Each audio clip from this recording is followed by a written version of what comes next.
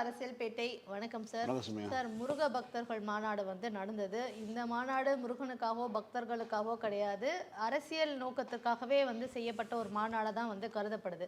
ஏன்னா இந்த மாநாட்டில் கலந்துக்கிட்ட அண்ணாமலை சொல்லியிருக்கக்கூடிய விஷயம் என்னன்னா, பள்ளிக்கு போகிற பசங்களுக்கு திருநீரையும் ருத்ராட்ச கொட்டையும் அணிவிச்சு அனுப்புங்க அப்படின்னு சொல்றது எல்லாருமே எதிர்க்கக்கூடிய ஒரு கருத்தாக பார்க்கப்படுது. அது போக அண்ணாவையும் பெரியாரையும் விமர்சனம் பண்ணக்கூடிய ஒரு காணொளி அங்கே ஓடுது. அதை உட்காந்து அனைத்திந்திய அண்ணா திராவிட முன்னேற்ற கழகத்தை சேர்ந்தவர்கள் அதை பார்த்து ரசிக்கக்கூடிய காட்சிகளை நம்ம பார்த்தோம். அதுக்கப்புறம் நீதிமன்றம் உயர்நீதிமன்றம் சொன்னது என்னன்னா, இது முழுக்க முழுக்க முருகனுக்காக செய்யக்கூடிய மாநாடு மட்டுமே இருக்கணுமே ஒழிய அரசியல் நோக்கத்துக்காக பண்ண மாதிரி இருக்கக்கூடாது, அரசியல் சார்ந்து எதுவும் பேசக்கூடாதுன்னு சொல்லியும் 6 தீர்மானங்கள் போட்டிருக்காங்க. அதில் அரசியல் ரீதியான தீர்மானங்களும் இருக்குது. அதாவது இந்துக்களுடைய வாக்கை நம்ம பெற்று ஜெயிக்கணும் அப்படின்ற மாதிரியான ஒரு விஷயம் அங்கே சொல்லப்பட்டிருக்கு. இன்னும் நிறைய தீர்மானங்கள் இருக்கு சார், அதை பத்தி நம்ம பேசுவோம். ஸோ முழுக்க முழுக்க இந்த மாநாடு எதுக்கு இப்போ நடந்துச்சு அப்படின்றத நம்ம தெரிஞ்சுக்கணும். இதை பத்தி அதாவது முதல்ல ஒரு வேல் யாத்திரைன்னு ட்ரை பண்ணாங்க. எல் முருகன் தலைவராக இருக்கும்போது முருகனை வச்சு வேல் யாத்திரை அப்படின்னு தமிழ்நாட்டில் யாருக்கு மதிப்பு? இப்போ ஒரிசாவில் ஜெய் ஜெகநாதன் நாயன்ல, வடநாட்டில் ஜெய் ஸ்ரீராம்னு சொன்னாங்க இல்லையா? தமிழ்நாட்டில் வெற்றிவேல் வீரவேல் அப்படின்னு சொல்லி முருகனுக்கு அறவரான்னு சொன்னால் தான் இங்கே செல்ஃப் எடுக்கும் அப்படின்னு அவங்களுடைய கணிப்பு. அதாவது தமிழ்நாட்டை பற்றி இவங்களுக்கு புரியவே புரியாது. பாஜகங்கிற ஒரு மூளையால், பாஜகவுடைய கொள்கை நிரப்பப்பட்ட ஒரு மூளையினால் தமிழ்நாட்டினுடைய மக்களை புரிந்து கொள்ளவே முடியாது. ராகுல் காந்தி சொன்னார்ல, you never ever you can win the people of தமிழ்நாடுங்கிறது. அது 1000 மடங்கு உண்மைங்கிறது தான் இது. அதாவது இங்கே மத ரீதியாக ஒரு விஷயத்தை தூண்டி அதன் மூலமாக இங்கே வாக்குகளை பெற்று விடலாம்னு ஒரு சிந்தனைக்கு வச்சுருப்பாங்க. அதனால தான் இங்கே இதுக்கு முன்னாடி பண்ணாங்க. அதாவது கிராம கோயில் பூசாரிகள் அமைப்பு வச்சு, விஹெச்பி வச்சு கிராம கோயிலில் இருக்கக்கூடிய பூசாரிகள் அவர்களுக்கு ஒரு அமைப்பாக அதை மாற்றி கலைஞர் ஆட்சி காலத்தில் அது மாதிரி போராட்டங்கள்லாம் முன்னெடுத்தாங்க. செல்ஃப் எடுக்கல. அதுக்கப்புறம் தான் இந்த மாதிரியான தமிழ்நாட்டுக்கென்றே இருக்கக்கூடிய தெய்வம். நீங்கள் தமிழ் கடவுள் ஏன் முருகனை சொல்கிறீங்க? ஏன்னா தமிழ்நாட்டை தாண்டி யாரும் கும்பிட மாட்டாங்க. முருகன் குறிஞ்சி நிலப்பகுதியினுடைய தலைவன். குன்று இருக்கிற இடம்லாம் குமரன் இருக்கும் இடம் அப்படிங்கிறது தமிழ் மக்களுடைய நம்பிக்கை. குன்றுனா எப்படி? பிலோ 1000 மீட்டர்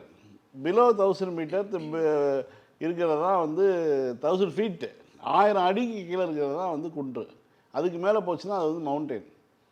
அப்போ முருகனுடைய எந்த ஒரு இடமே இப்போ பழனி மலை இருக்குன்னா அது ஒரு குன்று, அது மலை கிடையாது. பழனி மலைன்னு நம்ம சொன்னாலும் அது குன்று தான்.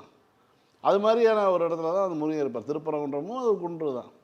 இப்படி இருக்கும்போது இவர்கள் முருகனை தமிழ் கடவுள்னு சொல்கிறதுக்கான காரணம், இங்கே இருக்கக்கூடிய முருகனுக்குரிய எல்லா வகையான மதிப்பு, மக்கள் மத்தியில் கடவுளாக மதிக்கக்கூடிய தன்மை, இது எல்லாத்தையும் பார்த்துட்டு இதை ஒரு அரசியல் பண்ணுவோம், முருகனை கையில் எடுப்போம், இதன் மூலமாக இங்கே முருகனுக்கு ஆபத்து, ஆபத்துன்னு ஒருத்தர் மனுஷனுக்கு வந்தால் முருகான் தான் இங்கே கடவுள் நம்பிக்கை உள்ள நபர்கள் பேசிக்குவாங்க.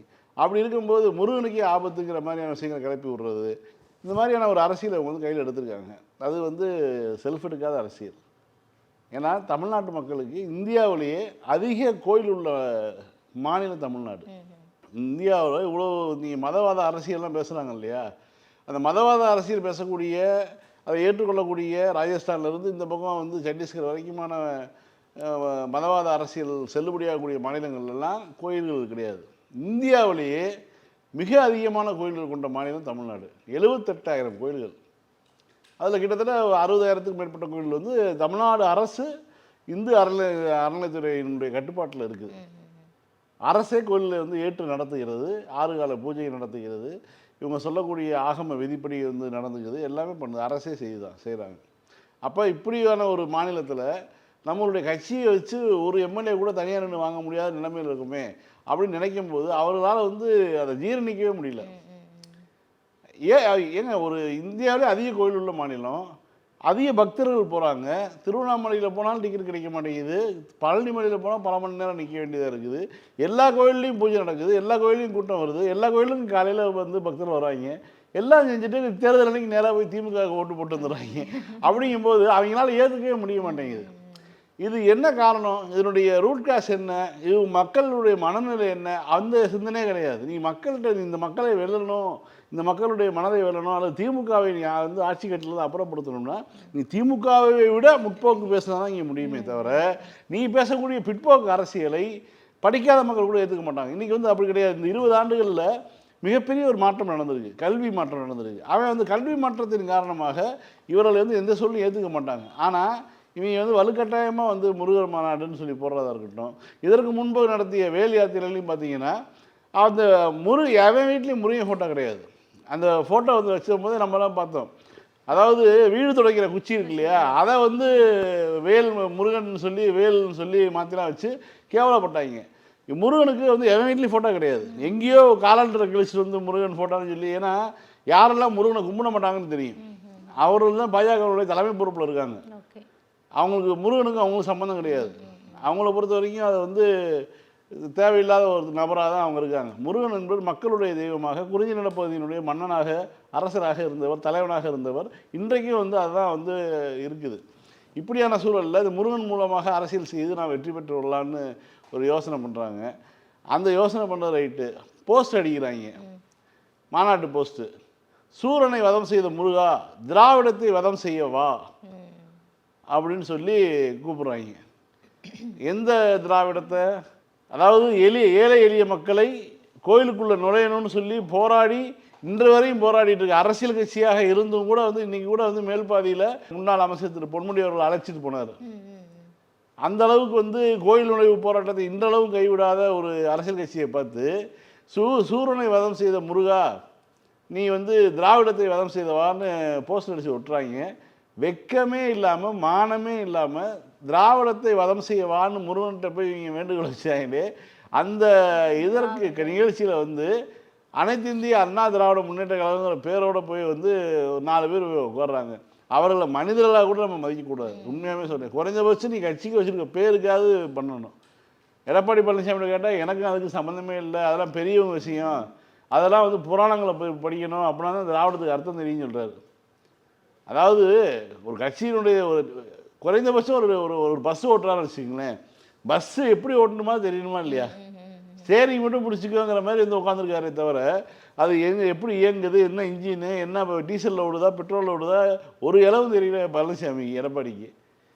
அதே மாதிரி பார்த்தீங்கன்னா இவங்க கொஞ்சம், அதாவது இவங்க போய் உட்காடுறாங்க. ஒரு 4 முன்னாள் அமைச்சர்கள், கடம்பூர் ராஜு, ஆர்பி உதயகுமார், செல்லூர் ராஜு, ராஜன் செல்லப்பா, இவர்களெல்லாம் போய் உட்காடுறாங்க. இவர்களை வச்சுக்கிட்டே வந்து அண்ணாவை கேவலப்படுத்தி இந்த பெரியாரை கேவலப்படுத்தக்கூடிய ஒரு வீடியோ ஓடுது. அதை வந்து பார்த்துட்டு அதுக்கப்புறம் உட்காந்துருக்காங்க. நீங்கள் எந்திரிச்சிட்டில் வந்திருக்கணும் அடுத்த செகண்டு.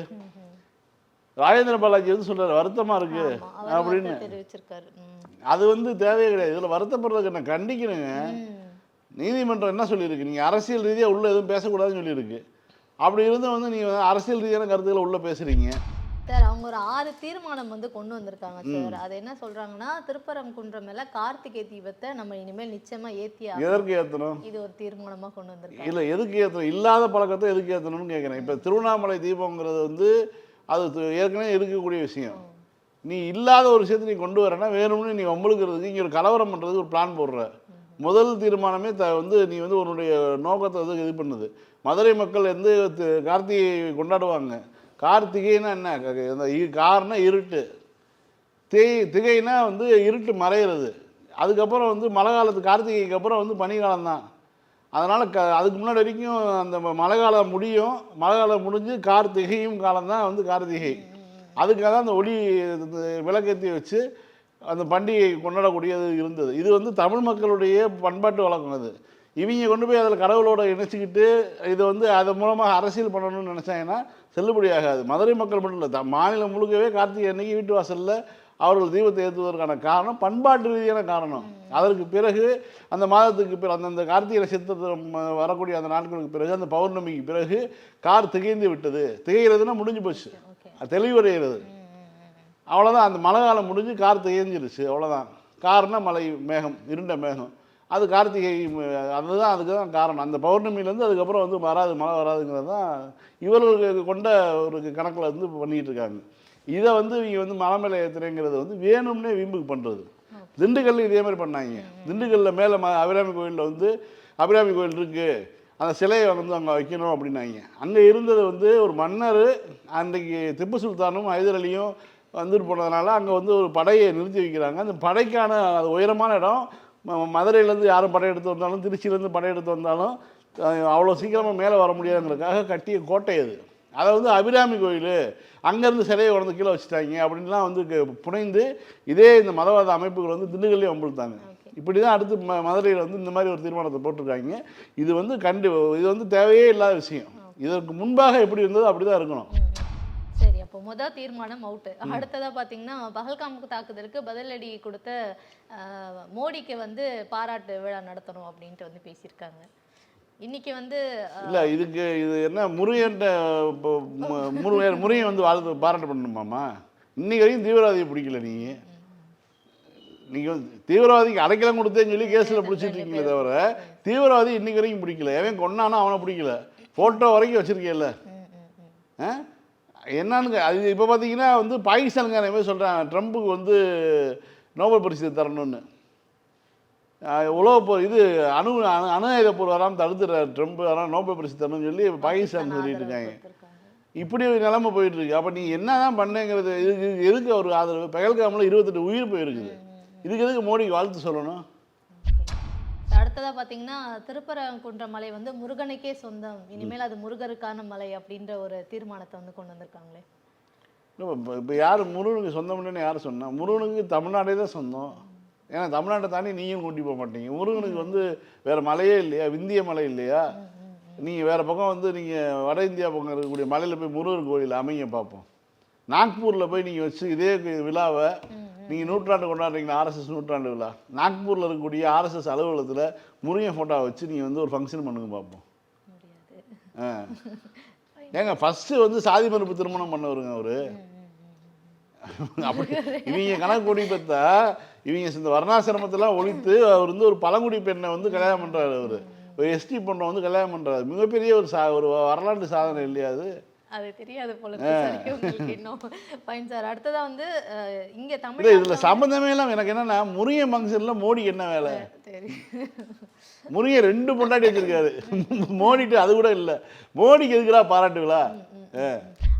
அடுத்ததா வந்து தமிழ்நாட்டில் இந்து சமய அறநிலைத்துறை கையில் இருக்கக்கூடிய கோயில்கள் எல்லாத்தையுமே வந்து நம்ம மீட்கணும் அப்படின்னு ஒரு தீர்மானம் எடுத்து. அது இது வந்து யாருடைய ஆசைன்னு புரிஞ்சுக்கலாம். முன்னாடி ஒரு கோயிலில் போய் சிசிடிவி மாற்றுறாங்க.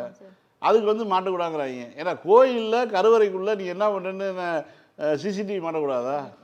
அதுக்கு எதுக்கு எதிர்ப்பு? வேலை பார்க்குறவனுக்கு அதாவது சிசிடிவியில் என்ன? இங்கே இந்த கட்டிடத்தில் சிசிடிவி பொருத்தப்பட்டுள்ளது எதுக்கு போடுறாங்க? குற்றங்கள் நடக்காம நீ செய்யாமல் உனக்கு குறுகுறுப்பாக இருக்கும் ஆட்டையை போடணும்னு நீ டிவி இருக்குன்னு பேசாமல் உன்னுடைய குற்றத்தை நிப்பாட்டிக்குங்கிறத. ஒரு சிசிடிவி மாதிரினாலே பஞ்சாயத்து பண்ணுற இவங்களுக்கு எதற்காக வந்து தமிழ்நாடு அரசுகிட்ட இருந்து இந்த மீட்கணும்னு நினைக்கிறாங்க? இவங்க அடித்த கொள்ளையெல்லாம் என்ன? ஏன்னா நகைகள் எவ்வளோ காணாம போச்சு, கோயிலுக்கு இருக்கிற சொத்துக்கள் எவ்வளோ இன்னைக்கு வரைக்கும் மீட்டுக்கிட்டு இருக்காரு சேகர்பாபு. இன்றைக்கி வரைக்கும் பார்த்தீங்கன்னா இது இப்போ வரைக்கும் 2000 கோடி ரூபா 2000 கோடி ரூபா மதிப்புள்ள சொத்துக்கள் மீட்டுக்கிட்டு இருக்காங்க. அப்படின்னா இன்றைக்கி வரைக்கும் வந்து மீட்டு அந்த பணிகள் நடந்துக்கிட்டே இருக்குது. அப்போ கோயில் சொத்தை அரசு கையில் இருக்கும்போதே இவ்வளவுனா தனியார் கையில் இவங்க அது குறிப்பாக பார்ப்பனர்கள் கையில் கோவில் போச்சுன்னா அவ்வளோதான். அவங்க வைத்தது தான் சட்டம். அவங்க தான் வந்து இன்னார் வரணும் இன்னார் வரக்கூடாதுங்கிற முடிவுலாம் எடுத்து சாதி ரீதியான பிரிவினைகள்லாம் ஏற்படுத்திய அந்த வர்ணாசிரமத்தை கடைபிடிக்கக்கூடியவர்கள் அவர்கள். அப்போ அவர்கள் கையில் கோயிலை கொண்டு போய் ஒப்படைக்கணும்னா என்ன அர்த்தம்? காடேஸ்வரா சுப்பிரமணி போன்ற நபர்கள் வந்து பார்ப்பன அடிமையாளாக இருக்குங்கிறதுக்காக வந்து நீங்கள் மாநாடு போடுறான். ஆனால் முருகனை வந்து இப்படிலாம் பண்ணுறதுக்கு நம்ம ஏற்றுக்கொள்ளவே முடியாது. ஏன்னா அரசியல் ரீதியாக எந்த திருமணமும் போடக்கூடாதுன்னு சொல்லி தான் ஒப்புதலே கொடுத்துருக்காங்க. அங்கே போய் அரசியல் ரீதியாக திருமணம் போட்டுருக்காங்க. அடுத்ததாக போட்டிருக்க தீர்மானம் முருகனுக்கும் அந்த மாநாட்டுக்குமே சம்மந்தம் இல்லாத ஒரு தீர்மானம். என்னென்னா இந்துக்கள் எல்லாருமே வந்து ஒன்றிணைத்து அவங்களுடைய வாக்குகளை நம்ம பெற்று ஜெயித்து காட்டுவோம் அப்படின்னா சிறுபான்மையினரை வந்து நீங்கள் ஒதுக்கக்கூடிய ஒரு வேலையை வந்து பார்க்குறீங்களா? சிறுபான்மையினர் இல்லாமல் எப்படி ஓட்டு அப்படின்றது வந்து இட்ஸ் நாட் பாசிபிள்னும் போது அந்த இடத்துல எதுக்கு அந்த ஒரு கருத்தை திணிக்கிறீங்க? இந்துக்கள் முஸ்லீம்கள் அப்படின்ற மாதிரி இந்துக்கள் வந்து எப்படி ஒன்றிணை, எந்த இந்துக்களை ஒன்றிணை சொல்கிறாங்க? நீ வந்து ஒரு பட்டியலினத்தை சேர்ந்த இந்துக்களை நீ வந்து கூட்டிகிட்டு போய் நீ ஒரு பொறுப்பில் உட்காரப்பியா? நீ வந்து ஏற்றுக்கொள்வியா? நீ இன்னைக்கு வரைக்கும் வந்து வேங்க வயலில் என்ன பண்ணீங்க? உங்களுடைய கட்சியை சேர்ந்த ஒரு நபர் ஒருத்தர் வந்து பட்டியலினத்தை சேர்ந்தவர். அவர் இந்த பக்கம் போய் பட்டியலினத்து மக்கள் மத்தியில் உட்காந்துக்கிட்டு அரசுக்கு எதிராக பிரச்சாரம் பண்ணார். இன்னொருத்தர் வந்து அந்த பக்கம் போய் உட்காந்துக்கிட்டு பிசி, எம்பிசி மக்கள் மத்தியில் அரசுக்கு எதிராக பிரச்சாரம் பண்ணார். இந்த மாதிரி ஒவ்வொரு வேலையிலையும் இவங்க வந்து மக்களை பிரித்தாலும் சூழ்ச்சி தான் பண்ணிட்டு இருக்காங்க. இவங்க முதல்ல அந்த 4 வர்ணம் கிடையாது, சனாதனம் கிடையாதுன்னு மட்டும் சொல்லட்டுங்க. அப்புறம் இந்துக்களாக ஒன்றிணைவோம். முதல்ல வந்து சாதி இல்லை, பேதம் இல்லை, 4 வர்ணம் கிடையாது, சனாதனம் கிடையாது, இதெல்லாம் வந்து இல்லை சொல்லட்டும். இந்துக்கள் மட்டும்தான், இந்துங்கிற ஒரு பேர். இப்போ எப்படி முஸ்லீம்களில் வந்து ஒரு அமைப்பாக இருக்கோ அது மாதிரி ஒரே அமைப்பு தான் இவங்க மட்டும் சொல்லட்டும். ஒன்றிணைஞ்சு பேர் இது என்ன இதில் பெரிய கஷ்டம்? ஸோ கடைசியா சஷ்டி தினத்தன்று எல்லாரும் சேர்ந்து சஷ்டி கவசத்தை ஒன்றா பாடுவோம் அப்படின்னு இதுதான் முருகனு பாடிக்கிட்டு போ, பாடுங்க. ஒன்றும் பிரச்சனை இல்லை. இது முருகனுக்கு ஆப்டான விஷயம்தான். ஏன்னா அவங்க என்னன்னா அந்த 5 தீர்மானமும் பண்ணி விட்டாச்சு. இது வந்து வம்புழுக்கிற மாதிரி போட்டிருக்கோம். இது மாதிரி ஒன்று போடலைன்னா வந்து மாநாடு நடத்துனதுக்கான இதே இருக்காது. ஏன்னா நீ வண்டியில் ஏற்றுனது பூராமே சென்னையில் போகிறான் 1500 தரேன் தலைக்கு, வர வரைக்கும் தண்ணி அடிக்கக்கூடாது, வர வழியில் நீங்கள் அடிச்சுக்குங்க. ஆனால் கையில் வந்து 1500 வந்து உங்களுக்கு கொடுக்கும் ஏறுங்கன்னு சொல்லி முதல் நாள் வந்து பஸ் நிப்பாட்டிகிட்டு இருந்தாங்க. ஒவ்வொரு ஏரியாவும் பார்த்தோம்னா சென்னையில் பஸ் நிப்பாட்டி 1500 ஒரு ஆளுக்கு ஏறிக்கிங்க. அதில் வந்து பெண்கள் எப்படி கூப்பிட்டு வந்திருக்காங்கன்னா அறுபடை வீடை வந்து ஒரே இடத்துல தரிசிக்கிற அளவுக்கு வந்து ஏற்பாடு பண்ணியிருக்கோம். அதெல்லாம் நீங்கள் வந்தீங்கன்னா அந்தந்த கோயிலில் இருக்க பூசாரி ஐயர்களை கூட்டு வந்திருக்கோம், அவங்கள வச்சு நாங்கள் வந்து பூஜை பண்ணுறோம். நீங்கள் வந்து அறுபடை வீடையும் ஒரே இடத்துல தரிசிக்கலாம். நீங்கள் வந்து திருத்தணி, நீங்கள் ஒவ்வொரு கோயில், திருச்செந்தூர், திருப்பரங்குன்றம், பழமுதிர்ச்சோலை அப்படின்னு அறுபடை வீடு இருக்கு இல்லையா, பழனி அப்படிலாம். இந்த மாதிரி அறுபடை வீடுக்கு நீங்கள் போய் ஊராக சுற்ற தேவையில்லை, எல்லா கோயிலேருந்தும் பிரசாதம் வந்துருக்குது, நீங்கள் ஒரே இடத்துல தரிசிச்சுக்கலாம்னு சொல்லி பெண்களை வந்து ஏமாற்றி கூட்டு வந்திருக்காங்க. நீங்கள் போட்டுக்கிறது சினிமா செட்டு. எப்படா அறுபடை வீட்டை வந்து நீங்கள் வந்து ஒரே இடத்துல வைக்க முடியும்? இது எவ்வளோ பெரிய கதை. ஏன்னா நீங்கள் வந்து ஏமாற்றி கூட்டு வந்திருக்காங்க. அதையும் பெண்கள் பேட்டி கொடுத்துட்டாங்க. வெயிலில் நிற்க விட்டுருக்காங்க, காலையிலேருந்து சாப்பாடு தரல அப்படின்னு சொல்லி அதுவும் பேட்டி தான் வெளியில் வந்துட்டு. சார் இவங்களெல்லாம் இப்படி ஏமாற்றி கூட்டு வந்தாங்க. பவன் கல்யாணம் என்ன சொல்லி ஏமாற்றி கூட்டு வந்திருப்பாங்க சார்? அவருக்கும் முருகனுக்கும் என்ன சம்மந்தம்? அவருக்கும் தமிழ்நாட்டுக்கும் என்ன சம்மந்தம்? பவன் கல்யாணம் வந்து போய் ஆந்திராவில் வந்து இப்போ இது முருகனுக்கு வந்து ஏதாவது ஒரு கோயில் கட்டினார்னா நல்லாயிருக்கும். ஆகம விதிப்படி. ஏன்னா ஆகம விதிங்கிறது தமிழ்நாட்டுக்குள்ள மட்டும்தான் இருக்குது, வேறு எந்த மாநிலத்தும் கிடையாது. நீங்கள் இருக்கக்கூடிய எந்த கோயில்லையும் நீங்கள் ராமர் கோயில் இருக்கு இல்லையா, ராமர் கோயில் யார் திறந்து வச்சா? மோடி திறக்க முடியுதுல்ல. ஒரு கோயிலை மனிதர்கள் வணங்கக்கூடிய ஒரு சிலையை வைக்கக்கூடிய ஒரு கோயிலை மோடியால் திறக்க முடியுதுல்ல. பிறப்பால் வந்து அவர் வந்து சூத்திரர் தானே, போய் திறக்க முடியுதுல்ல. ஆனால் இங்கே தமிழ்நாட்டில் அப்படி செய்ய முடியாதுல்ல. என்ன காரணம்? உச்சநீதிமன்றத்தில் போய் தீர்ப்பு எடுத்துருக்காங்க, தமிழ்நாட்டில் மட்டும்தான் ஆகம விதி இருக்குது அப்படின்னு. அது என்னடா, அது ஒரே கடவுள் அங்கேயும் இருக்கார், இங்கேயும் இருக்கார், எங்கேயும் இருக்கார், எங்கேயும் இருக்கிற கடவுள் தமிழ்நாட்டில் மட்டும் ஆகம விதி இருக்குது அப்படின்னா சுப்ரீம் கோர்ட் சொல்லிச்சுங்கிறாங்க. இப்படி தான் நடந்துட்டு இருக்கு சார். ஃபைனலி வந்து இந்த முருக பக்தர்கள் மாநாடு வந்து நயினார் நாகேந்திரனுடைய வெயிட்டேஜையும் அண்ணாமலையுடைய வெயிட்டேஜையும் பார்க்கறதுக்காக தான் நடத்தப்பட்டதுன்ட்டு ஒரு சில பேர் பேசுகிறாங்க. அண்ணாமலையினுடைய அரசியல் ரீதியாக அண்ணாமலைக்கு இனிமேல் பாஜக வந்து பெருசாக சப்போர்ட் கிடைக்காதுன்னு சொல்லுது. அதாவது அவரை வந்து ஒன்று அடித்த காசை வந்து திரும்ப கொடுக்கணும், இல்லாட்டினா வந்து அமைதியாக போயிடணும். ஆனால் அண்ணாமலை என்ன பண்ணுறாருன்னா பாஜகவில் ஒரு கலகம் ஏற்படுத்துகிறாரு.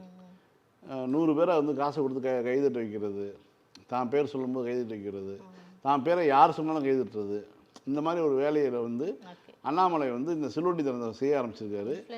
அதாவது பாஜகலேருந்து தன்னை வந்து தூக்கி எறிஞ்சால் ஒரு கட்சியை ஆரம்பித்து கொண்டு நம்ம பொழைச்சிக்கலாம், அவர் ஒரு குறிப்பிட்ட பகுதியை சேர்ந்த அரசியல் மட்டும் பண்ணிக்கிட்டு ஒரு கட்சியில் நம்ம வந்து இருக்கக்கூடிய காசு வைத்து பொழைச்சிக்கலாம்னு ஒரு பிளானில் இருக்காரு. அதனால தான் பாஜகவை சீண்டி கொண்டிருக்கிறார். பாஜக தலைமை வந்து தன்னை தூக்கி எறியட்டும் அப்படிங்கிற அளவுக்கு அவர் போயிட்டு இருக்கிறதுக்கான காரணம் தான். சார் இப்போ இடைத்தேர்தல் வந்து 4 மாநிலங்களுக்கு இடையில நடந்திருக்கு. கேரளா, மேற்கு வங்கம், குஜராத், பஞ்சாப் அப்படின்ட்டு. இப்போ கேரளாவில் பார்த்தீங்கன்னா காங்கிரஸ் தான் வந்து வெற்றி பெற்றிருக்கு, பாஜக வந்து பின்னடைவு. மேற்கு வங்கத்திலையும் பாஜக வந்து பின்னடைவு இருக்கிறத வந்து பார்க்க முடியுது.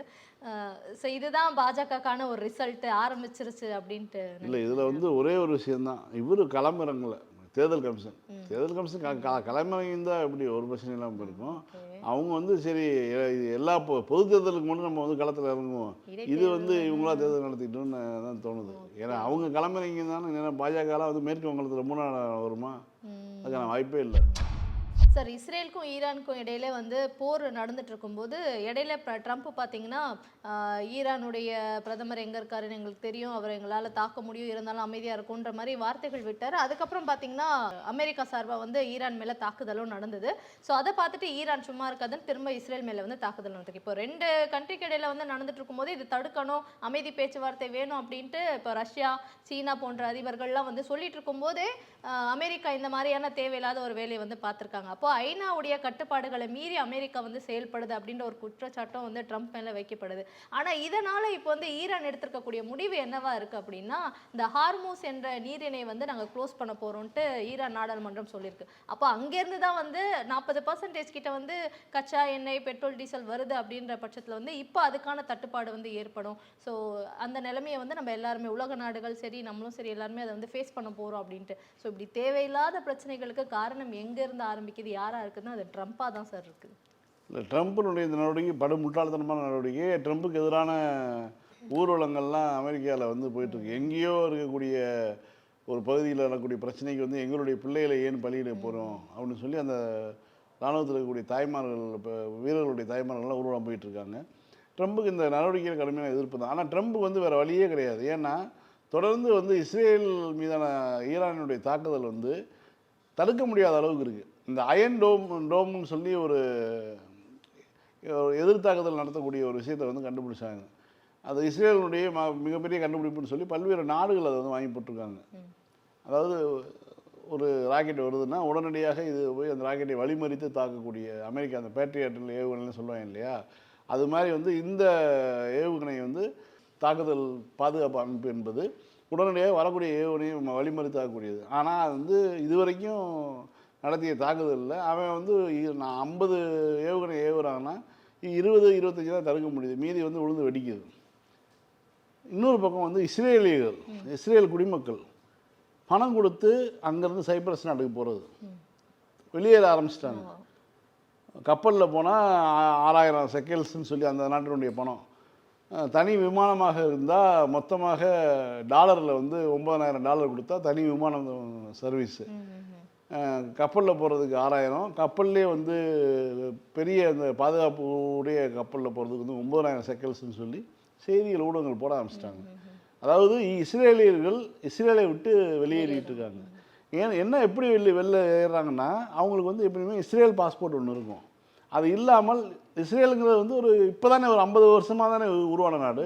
அவர்கள் எந்தெந்த நாட்டில் வந்தாங்களோ அந்தந்த நாட்டு பாஸ்போர்ட் வச்சுருக்காங்க, டபுள் பாஸ்போர்ட் வச்சுருக்காங்க. ஸோ இப்போ இவர்கள் என்ன பண்ணுறாங்கன்னா, இப்போ இஸ்ரேலை விட்டு வெளியேறி அந்த சைப்ரஸ் போன்ற நாடுகளுக்கோ இந்த மாதிரி போகும்போது அங்கேருந்து ஃப்ளைட் ஏறி அவங்களுடைய ஒரிஜினல் இன்னொரு பாஸ்போர்ட் வச்சுருப்பாங்க இல்லையா, ஒரு இப்போ ஃப்ரான்ஸ் பாஸ்போர்ட்டோ அல்லது வேறு ஏதாவது ஒரு நாட்டு பாஸ்போர்ட் இருந்துச்சுன்னா அந்த நாட்டு பாஸ்போர்ட்டுக்கு அதில் போய் இறங்கி அங்கே போய் செட்டில் இது பண்ணிக்கிறாங்க.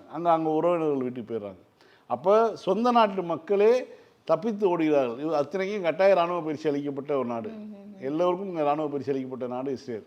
அந்த நாட்டு மக்களே வந்து விலகி ஓடுவது என்பது நிலைமை வந்து கட்டுக்கடங்காமல் போகுது அப்படிங்கிறனால தான். அதனால தான் வந்து அமெரிக்காவுக்கு அழுத்தம் கொடுத்து அமெரிக்காவில் இருக்கக்கூடிய தொழிலதிபர்கள் பெரும்பாலான இன்றைக்கி வந்து அமெரிக்காவில் ஏற்கனவே சொல்லியிருக்கோம் 4 அடுக்குமுறை இருக்குது. அதில் முதலாவது அடுக்குமுறை வந்து யூதர்கள் தான் இருக்காங்க. இப்போ யூதர்களுடைய கடுமையான அழுத்தத்தின் பேரில் அமெரிக்கா 3 இடங்களில் குண்டு போட்டிருக்காங்க. அவர்களுக்கு இந்த நியூக்ளியர் பிளான்ட்டில் தான் போடுவாங்க அப்படிங்கிறது வந்து ஈரான் எதிர்பார்த்த இடம் விஷயம்தான். அதனால் ஈரான் எப்பயோ அங்கேருந்து செறிவூட்டப்பட்ட யுரேனியத்தை அப்புறப்படுத்தி விட்டது அப்படின்னு தான் செய்திகள் வருது. இஸ்ரேல் தாக்கப்படுகிறது. இஸ்ரேல் வந்து மீண்டும் எழ முடியாத அளவுக்கான ஒரு இடத்துக்கு போயிட்டுருக்கு. இஸ்ரேலிகள் நாட்டை விட்டு ஓடுகிறார்கள். இதுதான் வந்து செய்தி. இந்த செய்திக்கு எல்லாம் வந்து மறைப்பு, இந்த செய்தி வரைக்கிறதுக்கு வர ஆரம்பிக்கும் இது உள்ளே போந்துருச்சு.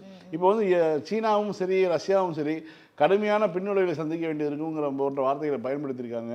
இன்றைக்கி வந்து ஈரானுடைய வெளியுறவுத்துறை செயலாளர் வந்து ரஷ்யா போகிறாரு.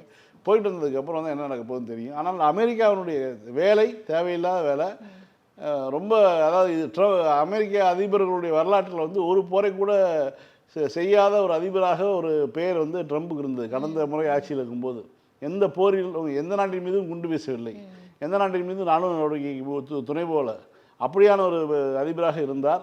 ஆனால் இந்த முறை வந்து தேவையே இல்லாமல் ஈரானுக்கு மேலே குண்டை போட்டு ஒரு பிரச்சனை எழுத்துருக்காரு. அது பெரிய அளவில் வந்து ரியாக்ஷன் கொடுக்க தான் போகுது.